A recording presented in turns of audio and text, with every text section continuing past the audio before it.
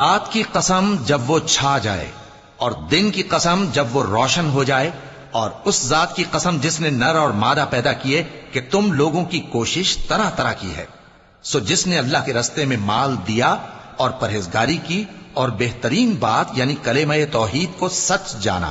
تو اس کو ہم آسان طریقے کی توفیق دیں گے، اور جس نے بخل کیا اور بے پرواہ بنا رہا اور بہترین بات کو جھوٹ سمجھا،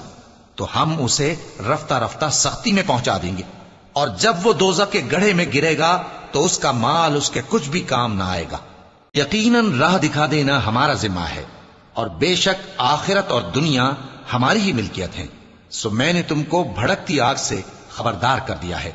اس میں وہی داخل ہوگا جو بڑا بدبخت ہے، جس نے جھٹلایا اور منہ پھیرا، اور جو بڑا پرہیزگار ہے وہ اس سے بچا لیا جائے گا۔